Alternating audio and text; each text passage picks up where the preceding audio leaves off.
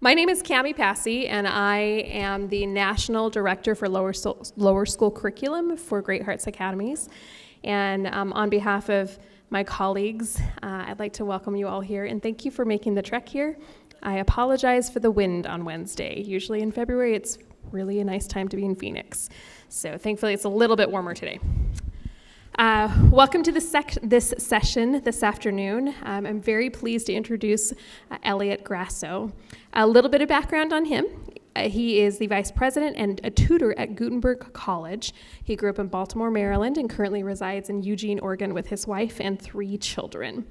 Eliot has performed, recorded, taught, and lectured internationally on Irish music. He has been described by scholars and critics and performers as, quote, one of the finest uilleann pipers in the history of Irish music in America. And hopefully he'll give us a chance to ask a little bit about that today. He has recorded and rather produced numerous recording projects in America and in Ireland. He holds a BA in music from Goucher College, an MA in ethnomusicology from the Irish World Academy of Music and Dance at the University of Limerick, and a PhD in musicology from the University of Oregon School of Music and Dance. And we just had a lovely conversation before you all joined us about his course of study, which is the relationship among melodic variation, cognition, and sociocultural context. Without further ado, I'd like to turn the time over to Eliot. Thank you for joining us. Let's give him a warm welcome. Thank you so much, Cami, and thank you all for coming out for the first time either way. Much appreciated. How's the conference going for you all so far? Been interesting? Fantastic. So glad to hear it. And who's a teacher in the room? Beautiful. Thank you for all your incredible hard work.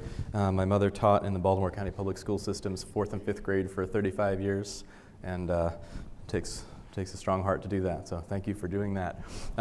Today's workshop is about, we're going to work together to practice a collaborative compositional exercise that you can do with your students.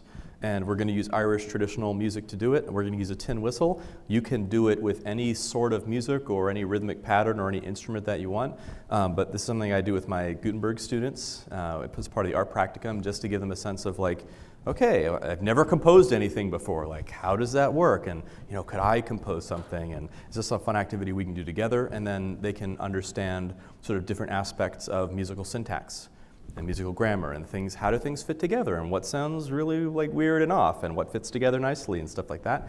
And then at the end, you have a new piece of completely original music that your class has created with you. So I'll introduce this instrument. This is just a tin whistle. You can get these for $9 to $12 just about anywhere. I've had this one since I was 11 years old, and it sounds kind of something like this.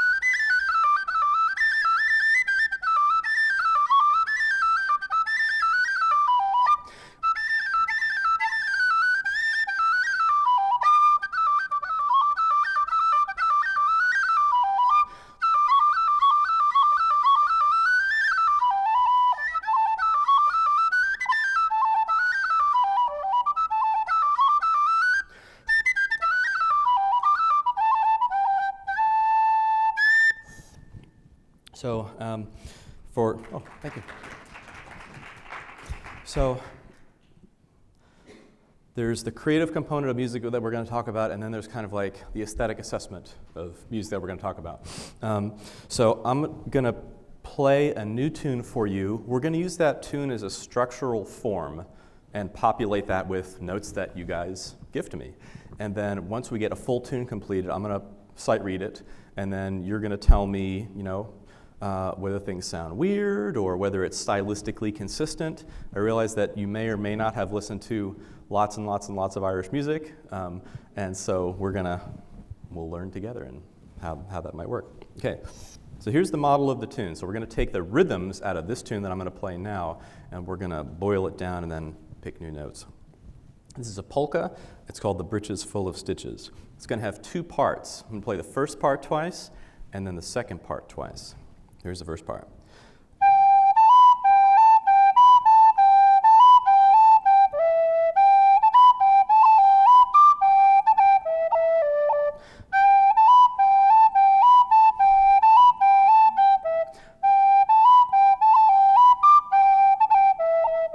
B.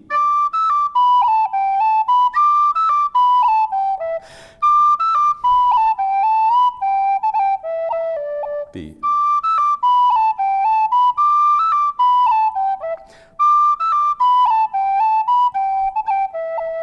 A.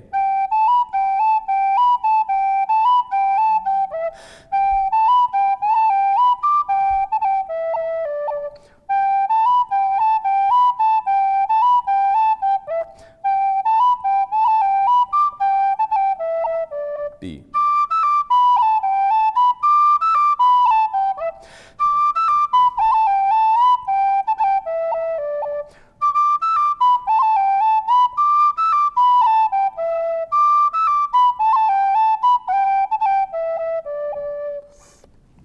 Okay, so that's it. Play the whole thing twice through. So you probably hear some repetition in there, right?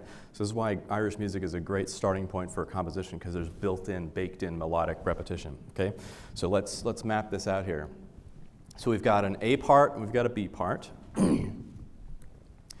and we've got basically four segments with the A part. We've got the blue square, the green triangle, the red square, and the pink star there at the end. So the blue square sounds like this.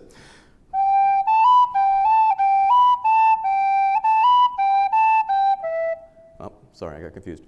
Try the blue square again. Okay, green triangle. Goes down there at the end. Red square is like the blue square, but it's just a little bit different at the end. Here it goes up. Then the pink star goes like this. Okay, so see if you can track along. Blue, green, red, pink.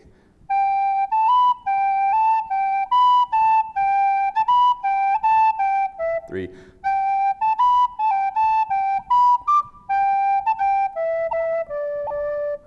Hear it? Hear how it's kind of blocked out? Very symmetrical, very uniform. Okay, so the B part also has four blocks, we could say, or four sections. We've got the yellow diamond, the blue diamond. The yellow diamond is repeated exactly again in that third position. Then we have the pink star at the end, which is an exact mirror from the end of the A part. So here's your yellow diamond.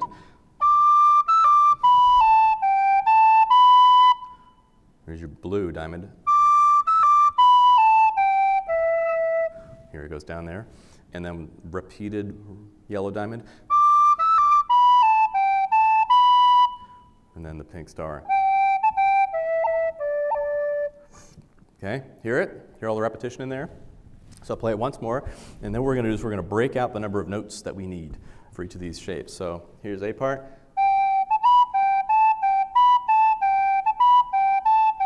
Three.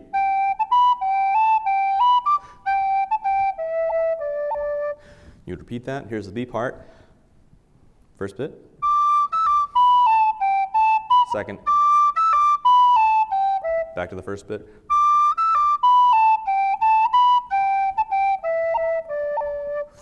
Okay, so students encountering like musical compositions, like which notes should I pick, and like all that sort of stuff. It's like we're gonna pour some stuff into this form and see what kind of cake comes out the other end.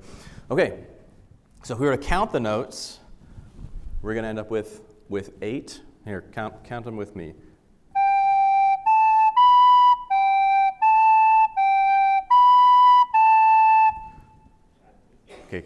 Did I count right? Yes. Okay, and here's the next one.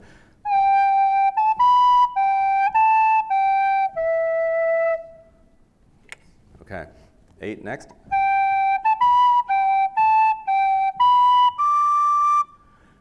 And then 7.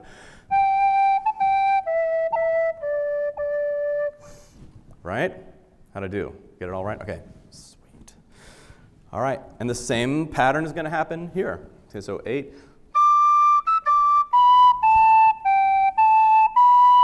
Next one.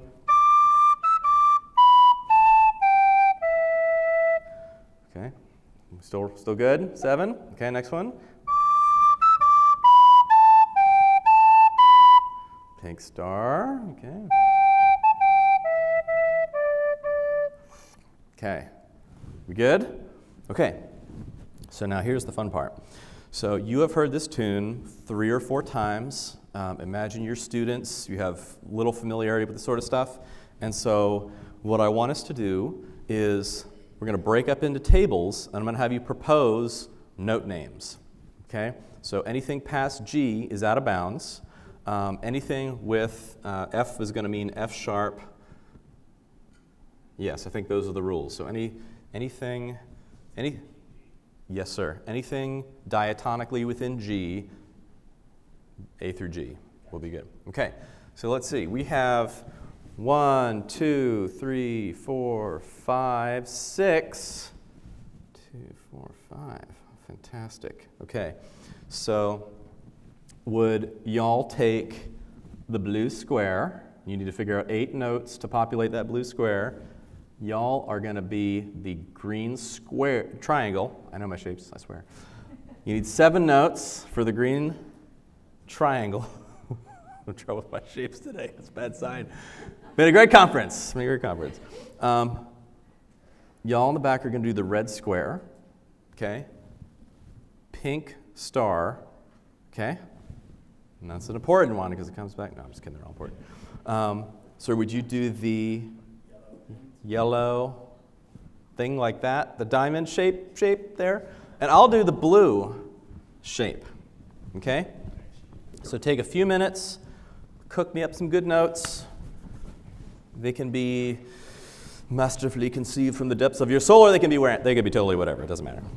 Now, it's not important that you reproduce the exact notes of the tune I just played. Yeah, don't try to guess what those are. That's not what we want to do. What we're going to do is pick 8, 7, 8, 7, more or less random sounding notes, and then we're going to talk about stylistically how closely they conform to the thing that I played a bunch. So we're not trying to reproduce the tune that I played. Does that make sense? Okay. Here we go. Okay, I'm going to try to sight read this. If it goes like my shape naming has gone, then I might have to try it another time. So. Here we go. Let's see. Okay.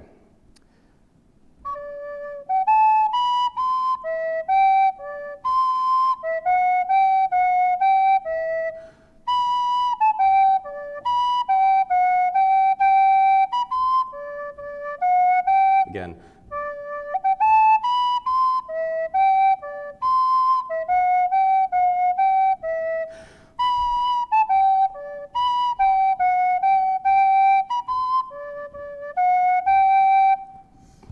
Okay, not bad, not bad. What do you guys think? Okay, so let's take a look at this. Before we take a look at the B part, okay, so we definitely got the rhythms right. We definitely have enough notes. So now we're down to syntactical questions. Syntactical questions would be about how well things sound like they fit together. Good syntax is about things like flowing nice and evenly and everything connects into one sort of coherent whole.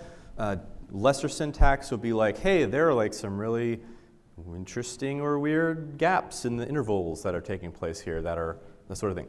So I want you guys to tell me, so our A part right here, on a scale from 1 to 10, how similar do you think the syntax was that I just played now compared to what I was playing earlier? So who thinks it was 10 is like you guys have been playing this traditional music since you were in diapers. 10 is the diapers music. Okay, play it again? Okay, here we go.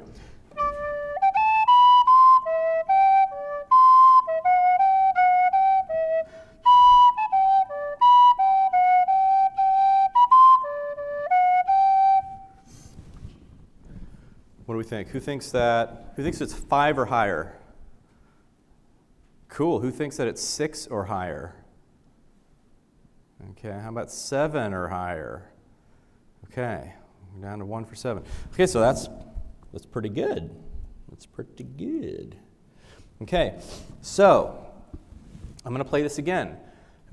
And your question now is, what should we change to get it to an 8? What should we change to get it to an 8? There's lots of options. We could change one note at a time. So one question is, which section do we need to change? Okay, that's the first question. Second question is, within that section, which note or notes should we try something else with? We can copy and paste different notes. We can do all kinds of things. Okay, so what do we got to change to get this to an 8? Here we go.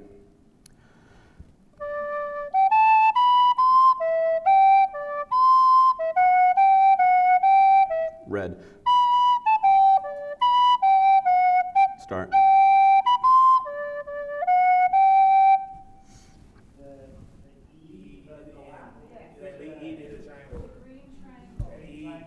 The green triangle. Okay. Yeah, it's too low. It's not edgy enough. It needs to probably be an F. Okay. So is it right? We should tweak the green triangle a little bit. That last E. Okay. What should the last E be? Change to F? It just seems like, maybe. Let's do F. I know. Oops, not like that. Okay, let's try with an F.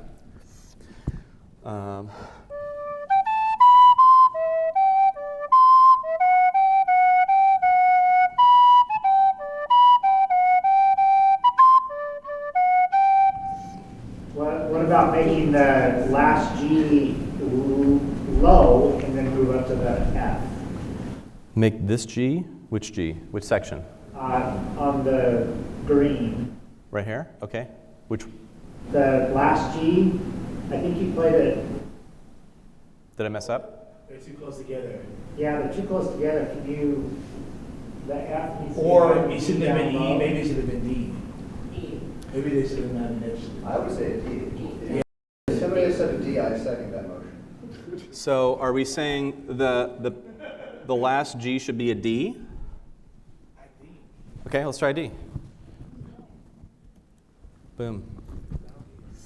Let's try, here we go.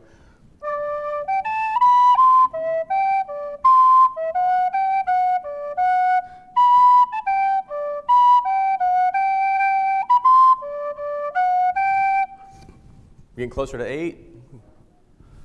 Go ahead. What do you got? Well, I don't, oh, should I read? Yeah. Hit it. Tell us. I don't know if it's like that, the G in the middle, that note, This thing? somewhere there, G or F. It's one of those notes doesn't sound right. Something sounds off. Okay. Well, we have 6 other options we could try. What do you want to try? What should we try? Not in a day, there's only one day. A is it's one of my favorites. Which one should be the A? This G or this F? Let's try the G. Turn that to an That one to an A? Like that? Okay, here we go.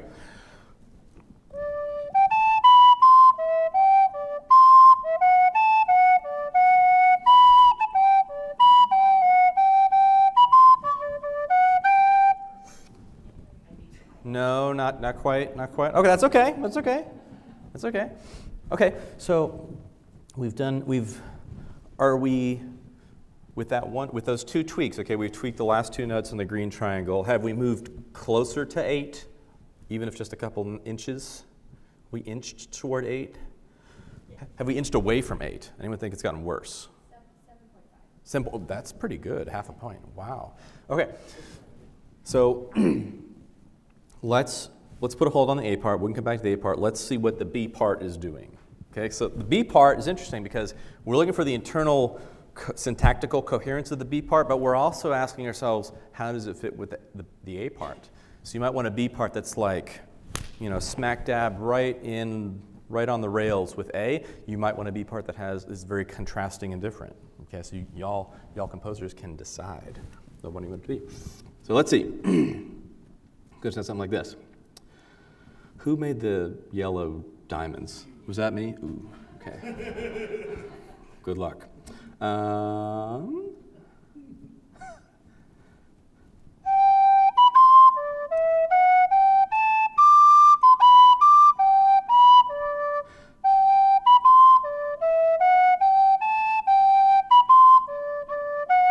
Again.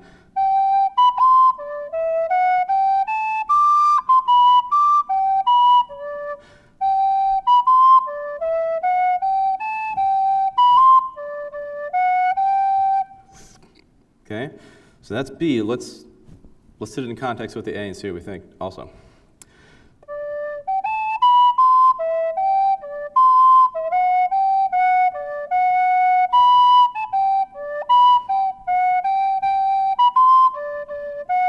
B part.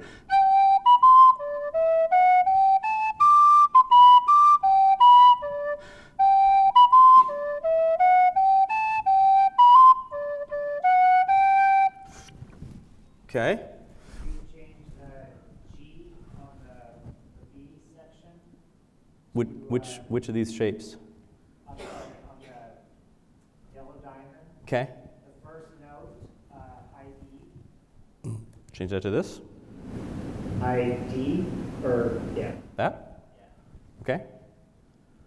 Let's try it.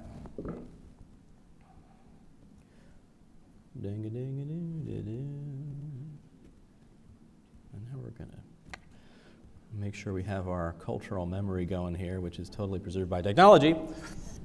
Okay, so we're going to try this adaptation. And it's going to be something like this.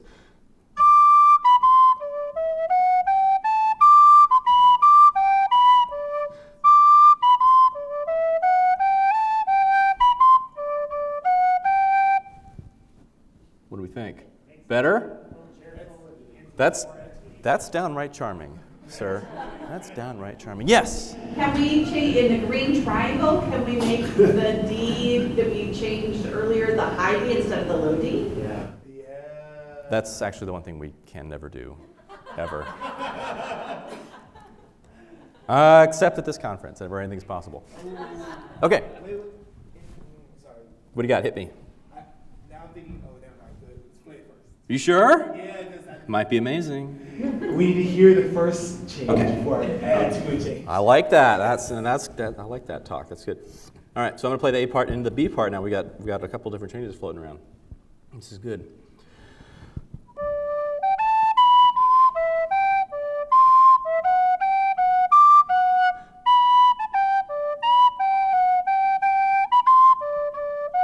B.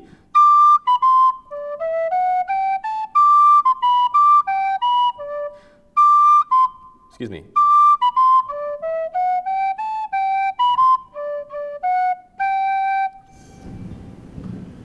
That needs to be a G. Which one? The last F on the green needs to be a G. Last F on the green should be a G. This guy? Yes. Because when you does that? That? Yes. Okay. I think. Okay. We'll try it. Any other adaptations we should try? Say again? Okay. Here's the A part.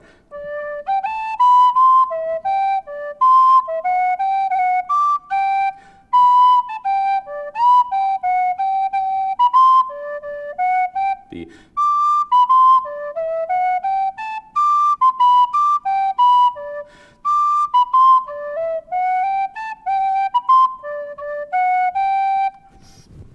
What do we think? It's a nice polka. Stealing this polka for personal use. What do we think? So we got 7. We hit 7.5. Or do I hear 8? Do I hear 8.5? Actually, way closer. What do we think? Are we 8? Are we 9? Who thinks we're at 8? Oh man, how about 9? Who thinks we're at 9? I was really close to being a very similar field. Ooh, we're so close. Okay, what else? What else? What else can we change? The green Okay. triangle, Yes. last note, can we repeat the D twice? Like, bum, bum, bum. Totally. The high D? High D. Yes. Absolutely, we will do that. Boom. We all know this is what Wagner did, so it's okay. Okay, here we go.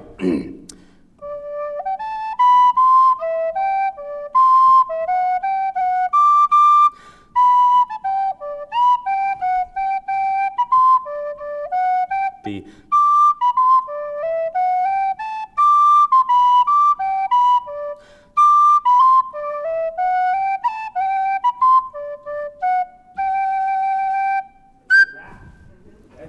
Do we get it? Are we at 10? Are we virtually at 10? Are we at pi? We're not near pi. So where are we? Who thinks 9? Who thinks 10? Who thinks this tune is as good as it can get? Oh man, this has never happened. 9 to the amazing power. Okay, so thoughts on this process? Thoughts on this process? Yeah, I had fun. Did you guys have fun? And we have original music, totally original music. So what's going on in oral tradition is that you have this like huge corpus of tunes that are very, very similar in a lot of different major ways. And then composers within the tradition are sort of saying like, you know, here are the variables that we don't toy around with. What happens if we populate the variables in this sort of way? And then you have tens of thousands of Irish traditional tunes that are in different genres. So you got polkas, but you also got reels and jigs and stuff like that. So yeah, you guys made a nice tune. This is a really nice tune. It's a really nice tune. So what I'm curious about is what do you all think was happening over here? What were we really talking about when it came to the green triangle? The green triangle seemed to get a lot of attention, a lot of media, a lot of focus. Very controversial, the green triangle. Why was the green triangle so controversial, do you think? So, I mean, these are little tiny tunes, but they still observe rules like full cadences, half cadences, 1, 4, 5. All this stuff is still implicit in these short, little, tiny tunes. And isn't that only a second, the G to E? Yeah. So that's why I think it's like at the end. Well, the end of the green, the original. Yeah. That's why. Yeah. So let's listen again to the original.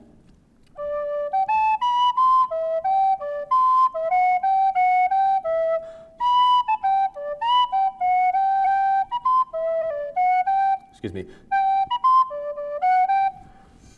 Right. So that's where we started with. So in the key of G, E is going to be like a minor 6 sort of thing. So minor 6 isn't going to be within the sphere of 5 or 1. Certainly it's going to be well outside the tonal range. So it kind of creates a weird like instability. Or unenergetic is how it sounded to me. Like it was just like falling flat compared to what you were playing before. Yeah. It didn't fit the style. It didn't, because if you had played Yes. a minor piece before, it would have fit perfectly. Totally. Absolutely. Yeah. Good points, all. So, I mean, what we did was, even with whatever Irish music traditional listening experience you had before you walked in here, we can all tell sort of syntactically what works, whether it's a familiar genre or not. And so we just kept changing things here and there and small options. Why didn't we do anything with the pink star?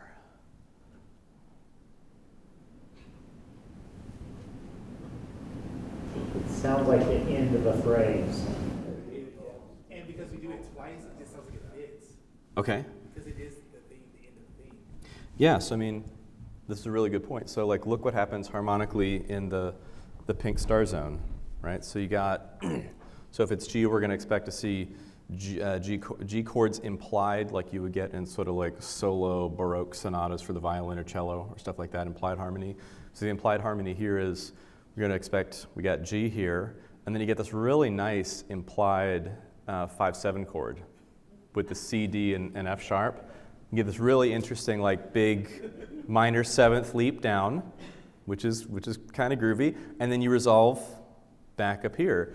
So like the melodic contour would be something like ba-da, woo, ba, then up, and then back to where we started. So you get this kind of like median contour-like resolution with the way that component was structured. So you get kind of, where you could vary it to kind of smooth out that big drop of that minor seventh going on in there, or other things as well. Okay, very nice. Do you guys think it matters that, so like in the tune I played originally, this is the same shape as this because this is only one note different. Did you guys like this being substantially different from this? It fit really well. This fit that spot really well, eh? Should we try and listen? What would it be like if we copied the blue over there? Let's see what that's like. Okay.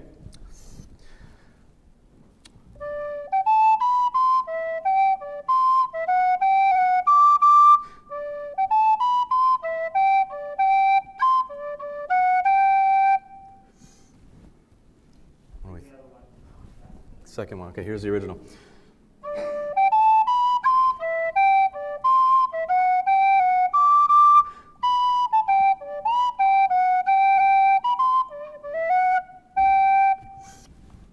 What do you think? Who likes the original one?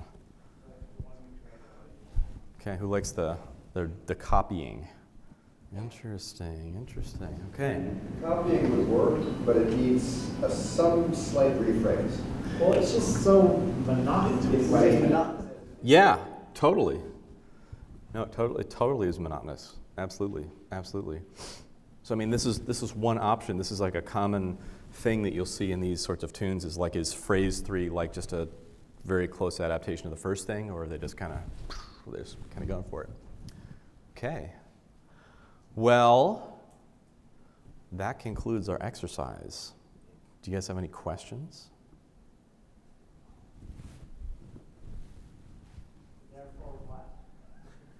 Therefore what? So the purpose of this was to give you guys tools to take back to your classrooms and try with your students. And so this workshop, that was the purpose of this workshop. And so, number 1, students are doing something creative and collaborative together with you, which is super fun. The second thing is that they get an experience of talking about melodic grammar and syntax that is hard to get other ways without a tremendous amount of music theory grammar. So you could talk about things like contour and range and like, is this note too high? Is it too low? Does this sound awkward? Things of this sort. Again, I don't know what the musical background of your students is. It might vary. So the purpose was to show you this exercise and propose that it might be good to try.